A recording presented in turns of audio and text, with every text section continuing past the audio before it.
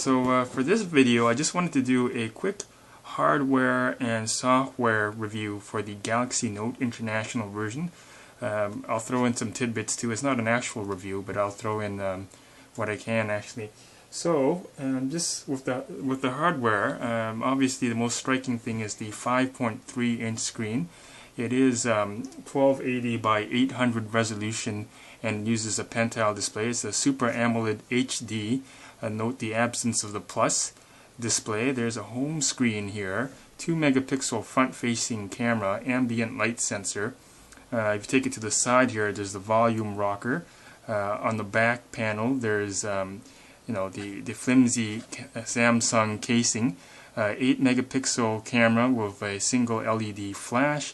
At the bottom here, if you can see through my slick sweat, a speaker grill. And of course there's the S Pen here, more on that later, right? And at the bottom here you see the micro USB port for PC syncing and also charging. It also is used for video output, and let me show you something here. So if you had one of these, you can connect it in the micro USB port and like so, attach your HDMI cord to the bottom here and the power source here. Unfortunately, unlike Apple products, it requires a power source to do it. I also note too that it only displays in mirror mode, so whatever's on your Galaxy Note will display on the screen. That's a bit unfortunate because if you're playing a video, it's a bit redundant and it's a bit of a waste or a drain on battery life. So that's something I noted, and I hope that Samsung will fix it in the future. Alright, and just walking around the other side, power button, 3.5 standard millimeter headphone jack. Inside, we do have a dual 1.4 Exynos 1.4 gigahertz processor, so it's pretty powerful. It comes with standard 16 or 32 gig of internal storage, although the 32 gig is sort of like a unicorn at this point. I've never seen it before. This one itself has 16 gigs. It comes with an expandable micro SD slot of up to 32 gigs, or so says the website. But people have been able to demonstrate a 64 gig micro SD card working on the Galaxy S2, so I don't see any reason for why it wouldn't work on the Galaxy Note. And you can get one of those if from the SanDisk website if you have about $250 or $200 plus dollars to spare. So it's quite expensive at this point. And so just with the quick hardware review, it is quite a large phone, and people are wondering about the size all the time. It does fit in your pocket, however. Wearing a loose pair of jeans, it fits quite comfortable in the front pocket. You can sit up and sit down. You can even take it out of your pocket while you're sitting down. Unfortunately, wearing a tighter pair of jeans, you're going to have difficulty getting it out unless you stand up, and it's a bit uncomfortable. It rides into your groin a bit. That's okay though. I mean, at first I was thinking of returning it, but the size is actually beginning to grow on me.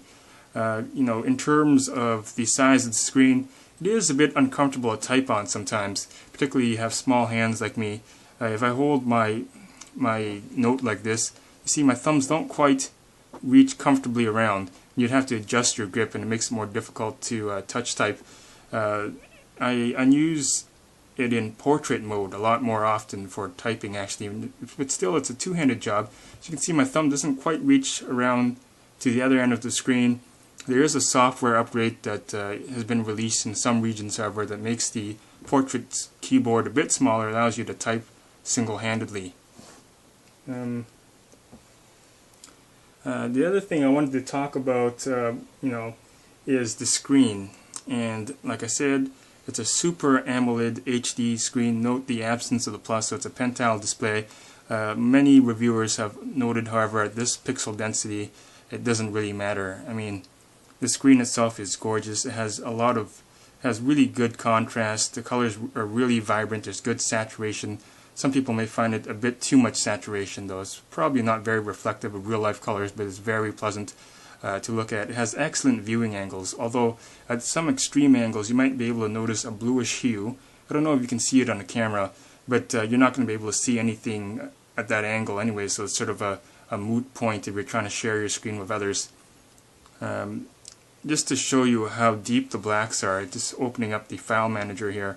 I mean, I don't know if you can notice, but the black of the screen and the bezel are virtually indistinguishable. In some angles it almost looks like the screen is blacker than the bezel, if you can believe that. So it's excellent screen, no complaints there. I'm not going to get too much into the camera. It does have an 8 megapixel camera, exact same one as the S2. That is to say, the pictures are usually of excellent quality. It's not so great in low light, there's a bit of graininess, but I'm not exactly a camera connoisseur or an enthusiast, so it does the job quite well for me. And then there's also a front-facing camera that works excellent with Skype. I also wanted to say, with regards to the hardware, the button placement, some other people have already complained about it, but the volume rocker and the power button are directly opposite to each other. In the Galaxy S2, the 4.3-inch one, it works. You can actually press the power button and the volume rocker with excellent control. Here I'm always, pressing the power button when I'm controlling volume, or vice versa, because of the width of the screen. It makes it hard to hold down the power button without gripping it. And because the volume rocker is directly opposite, you inevitably lower the volume or increase the volume by accident. With regards to the battery life, it comes standard with a 2500 milliamp hour battery. The battery life is okay. You're going to notice that it drains quite quickly when you're web browsing, and it's inconsistent at times. Sometimes I won't charge it overnight and it'll drop 25% or 10%, or even 5 or 6%. So it could be that I haven't quite conditioned my battery yet.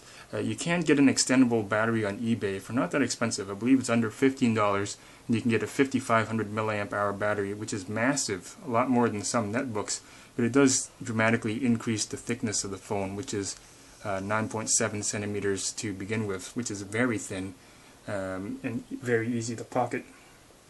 And with regards to the speaker, it's about the same loudness as the Galaxy S2, which, it's good, but kind of disappointing in a way, considering the size of the phone, and it's located in the back. It makes it a bit difficult sometimes, especially when you're holding it in landscape. It's not that hard to accidentally cover the speaker. I mean, it's a minor gripe. You can easily just move your finger. It would be nice if they can find a way to put the speaker grill in front, but not like the BlackBerry Playbook or the Galaxy Tab 10.1N, like the one they had in Germany. But as you can see, with regards to the design and the thin bezel, it would be pretty hard to fit in somehow anyway. So that's just a minor complaint. And also, of course, there's the S Pen. Can't forget about that. It's made of plastic. It's not of high quality build, but it does get the job done. I mean, some of the things that you'll notice with it is that it has really excellent response. I'm still trying to figure out a way I would use it in everyday life. I can't quite fit into my normal routine, but it is fun to use and show off to people. So it comes with a button here. If you hold on to it and press on the screen, it'll take a snapshot that you can edit here. So, I mean, why you would want to do that, I'm not really sure. Maybe you can circle it on a map, but also I suppose you can just send a link to Google's Maps, so there's not really a lot of use for it, but it is a cool gimmick.